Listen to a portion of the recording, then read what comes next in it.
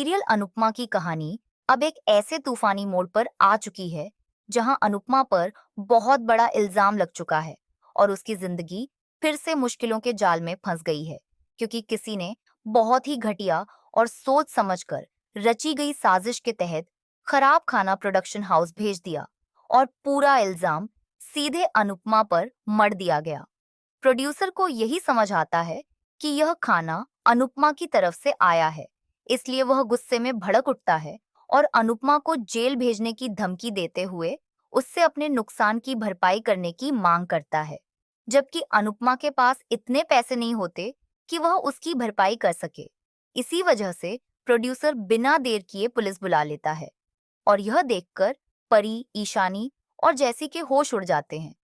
वे बार बार producer से कहते हैं कि कोई बहुत बड़ी गलतफहमी है क्योंकि उनके यहाँ से एक भी पैकेट बाहर नहीं गया, लेकिन प्रोड्यूसर सुनने को तैयार ही नहीं होता।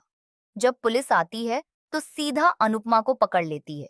अनुपमा रो रो कर कहती है कि उसने खाना नहीं भेजा, किसी ने उसे फंसाया है, लेकिन कोई भी उसकी बात पर यकीन नहीं करता और पुलिस उसे जेल ले जाने ही वाली होती है कि तभी जैसी आगे आता है और अपने सारे पैसे देकर अनुपमा को जेल जाने से बचा लेता है।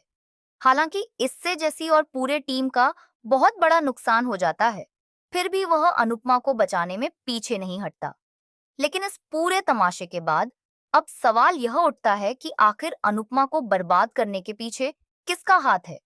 कौन है वह जो चाहकर भी उसे अपनी नई जिंदगी में आगे नहीं बढ़ने देना चाहता?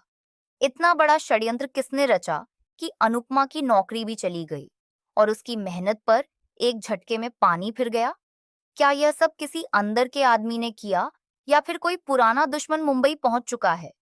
क्या यह साजिश रजनी ताई की है जो बाहर से अनुपमा की मददगार दिखती है लेकिन अंदर ही अंदर उसके खिलाफ चालें चल रही हैं? आने वाला ट्रैक पूरी तरह धमाकेदार होने वाला है क्योंकि अब अनुपमा ठान चुकी है कि वह इस साजिश के पीछे छिपे चेहरे को बेनकाब करके ही दम लेगी और किसी भी कीमत पर खुद को टूटने नहीं देगी।